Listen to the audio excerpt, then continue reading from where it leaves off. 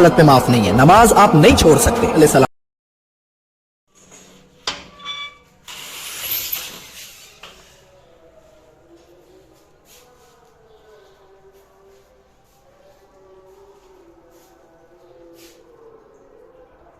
अस्सलाम वालेकुम। आप सभी को रमज़ान बहुत बहुत मुबारक। अल्लाह ताला सबको सेहत और तंदुरुस्ती के साथ पूरे रोज़े रखने की तौफीक अता फरमाए, ज़्यादा से ज़्यादा इबादत करने की तौफीक अता फरमाए और हमारी इबादतों को अल्लाह ताला कबूल फरमाए।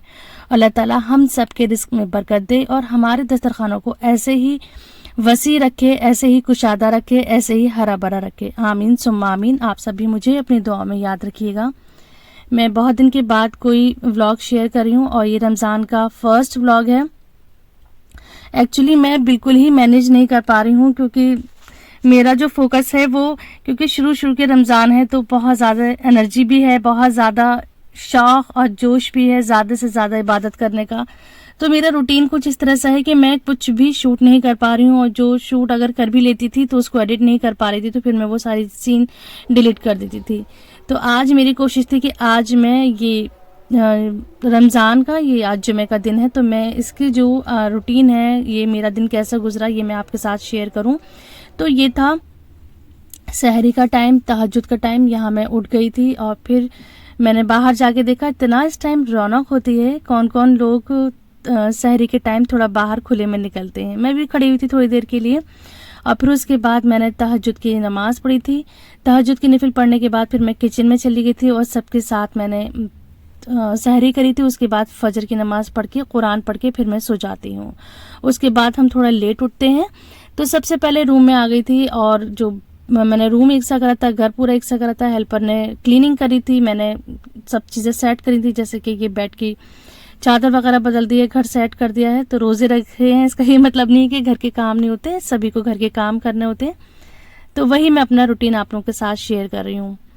तो जो लोग मेरे पुराने व्यूअर्स हैं वो जानते हैं कि मुझे खुशबू का किस कदर शौक़ है। और फिर आज तो दिन भी जुमे का है, तो मैंने कोशिश करी थी कि जगह जगह मैं खुशबुएँ लगाऊं।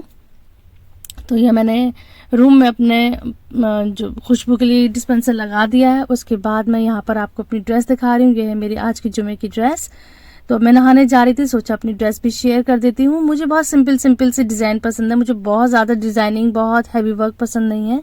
मैं ज़्यादातर अपनी ये जो चाक होते हैं इस पर या तो लेस लगवाती हूँ या इस तरह से पाइपिंग बनवाती हूँ। देखिए घर बिल्कुल खुशबूदार महक रहा है अल्हम्दुलिल्लाह। मैं भी नहा कर आ गई हूँ, तो मैंने ये इत्र लगाया है। कोई पहचान सकता है कौन सा इत्र है? ये है जन्नतुल फिरदौस। बहुत हमारे घर में बहुत पुराने टाइम से ये इत्र इस्तेमाल होता है। बहुत अच्छी इसकी भीनी भीनी खुशबू होती है और कई बार कपड़े वॉश होने के बाद भी इसकी खुशबू ख़त्म नहीं होती अगर ये ओरिजिनल है तो। उसके बाद मैंने घर पे बखूर जला दिया था। मैंने कहा था ना कि जुमे का दिन है तो मैं जगह जगह आज खुशबुएं लगाऊंगी, तो बखूर भी लगा दिया था। तो इससे घर भी महकता है और जो रमज़ान की वाइब्स है ना वो भी आती हैं। तो अच्छा लग रहा था कि जगह जगह इस तरह का एहतमाम होता है तो घर में रौनक भी हो जाती है, बरकत भी हो जाती है, पॉजिटिव वाइब्स भी हो जाती है। तो सारी चीज़ें हो गई थी।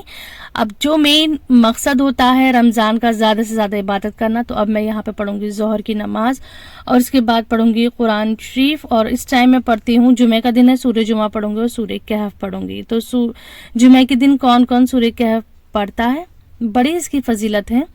और देखिए ये रमज़ान का पहला अशरा है, तो मैं यहाँ पर आप लोगों के साथ दुआ भी शेयर कर दूंगी कि रमज़ान के पहले अशरे में हमें कौन सी दुआ पढ़नी चाहिए। और जुमे का दिन है तो ज़्यादा से ज़्यादा विर्द रखें दुरूद पाक का। रमज़ान है या नहीं है, वैसे भी जुमे में ज़्यादा से ज़्यादा हमें दुरूद शरीफ पढ़ना चाहिए। तो आप जो भी काम कर रही हैं, जैसे कि मैं बताती हूँ, मैं किचन में आती हूँ, जब जब मुझे याद रहता है तो मेरी कोशिश यही रहती है कि मैं कुछ ना कुछ अल्लाह का कलाम पढ़ती रहूँ। तो आज जुमे का दिन था तो मैं ज़्यादा से ज़्यादा दुरूद शरीफ पढ़ रही थी। और साथ ही यहाँ पर अब मैं किचन में आ गई थी, सब चीज़ से फारिग होकर, नमाज पढ़कर, कुरान पढ़कर अब हम आ गए थे किचन में। तो ये तकरीबन 4 बजे का टाइम है, 4:30 बजे का टाइम है। तो यहाँ पर मैंने बना ली है ब्रेड रोल और यहाँ पर मैं ब्रेड के ही दही बड़े बनाऊंगी। तो ब्रेड को मैंने कट कर लिया है।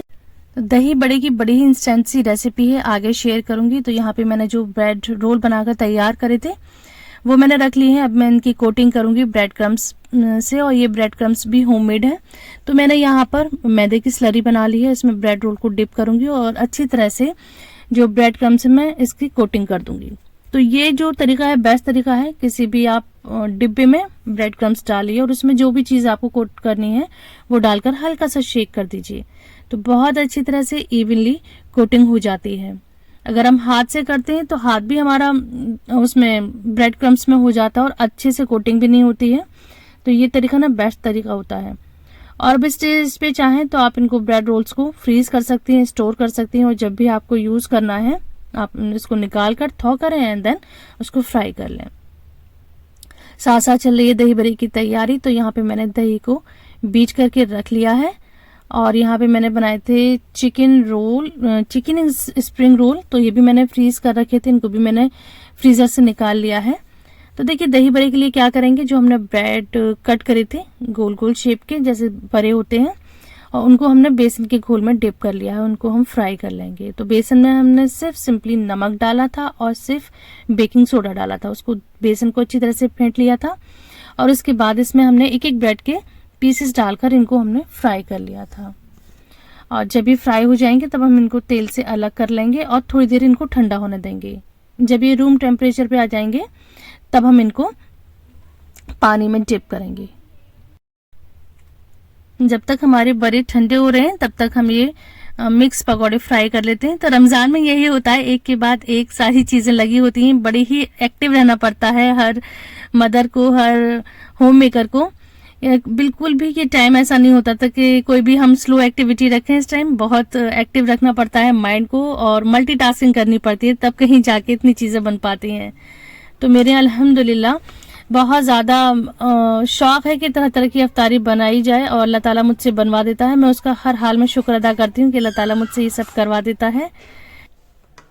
और मैं अप्रिशिएट करती हूँ उन यूट्यूबर्स की जो अपनी दावत व्लॉग, जो इस तरह की रमज़ान की जो जितनी भी कुकिंग वगैरह होती हैं वो सब रिकॉर्ड करती हैं, क्योंकि मुझे टाइम ही नहीं मिलता। जो भी मेरे पास टाइम बचता है तो मेरी यही कोशिश होती है कि मैं उसमें कोई ना कुछ तिलावत कर दूँ या नमाज़ पढ़ूँ या निफल पढ़ूँ, या फिर उसके बाद थोड़ा सा एक शुरू के दिन थे ना तो बहुत एक सुस्ती सी थी, एक बस एक ये था किसी भी एक्स्ट्रा किसी चीज़ की मेरी हिम्मत नहीं होती थी। ख़ास तौर पे मुझसे स्क्रीन बिल्कुल नहीं देखी जा रही थी और जब भी एडिटिंग करती थी तो एकदम ऐसा लगता था कि सो जाऊंगी, क्योंकि बॉडी में भी चेंजेस आते हैं। रूटीन हमारा डे रूटीन जो है वो भी बिल्कुल चेंज हो जाता है। रात में ज़्यादातर जागना होता है और दिन में फिर हम ज़ोहर के बाद एक्टिव हो जाते हैं। लेकिन वही कि मैं शूट नहीं कर पाती हूँ, लेकिन मेरा शुरू से शौक रहा है कि मैं अपने घर के रोज़दारों को, अपने अड़ोस पड़ोस के रोज़दारों को, जो रिश्तेदार मेरे करीब हैं, उनको मैं अच्छे से अच्छा बनाकर खिलाऊं। तो मुझे इससे दिली खुशी मिलती है और इंशाल्लाह सवाब भी है इसमें और बरकत भी है। तो आप लोग बताइए कि आप लोग किस तरह से अपना इफ्तार का रुचि रखते हैं? क्या आप लोग बुलाकर अपने घर पर इफ्तार करवाते हैं अपने फ्रेंड्स फैमिलीज को, या बांटना ज़्यादा प्रेफर करते हैं? मैं ज़्यादातर बांटना प्रेफर करती हूँ। मैं उसकी वीडियोस भी आप लोगों के साथ हर साल शेयर करती हूँ और यहाँ मैं आपके साथ बातें करती जा रही थी और जो चीज़ें तैयार होती जा रही थी मैं उनको हैंड टू हैंड टेबल पर रखती जा रही थी। जैसे कि चिकन रोल तैयार हो गए थे, ब्रेड रोल तैयार हो गए थे, फ्राइम्स तैयार हो गए थे। अब यहाँ लास्ट में बनेंगे पालक के पकौड़े। तो ये पालक के पकौड़े मेरी बेटी बहुत अच्छी बनाती हैं, बहुत उनके हाथ के क्रिस्पी होते हैं और ये चीज़ ना लास्ट टाइम पर ही अच्छी लगती है, बिल्कुल सबसे लास्ट में यही बनता है।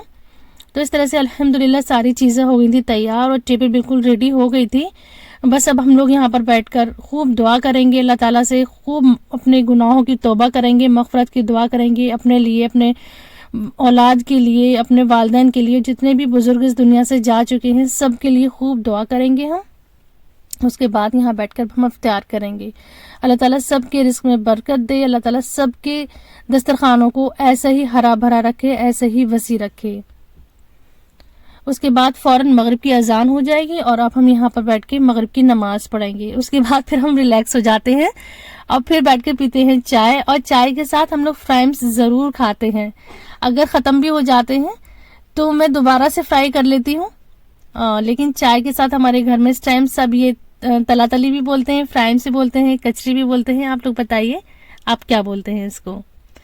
और इस टाइम की चाय तो बस बहुत ही उसका इंतज़ार रहता है। उसके बाद हम लोगों ने करा था रेस्ट और तकरीबन 2-2.5 घंटे रेस्ट करने के बाद अब यहाँ पे हम पढ़ेंगे इशा की नमाज, साथ में पढ़ेंगे तरावी। जो घर के जेंट्स हैं वो मस्जिद में जाके तरावी पढ़ेंगे और हम लोग घर पे तरावी पढ़ेंगे। तो ये थे मेरे आज के जुमे के दिन की रूटीन कि रमज़ान का पहला जुमा हमारा किस तरह से गुजरा। तो आप लोग भी मुझे अपनी दुआओं में याद रखिएगा। मिलते हैं नेक्स्ट वीडियो में। अल्लाह हाफिज।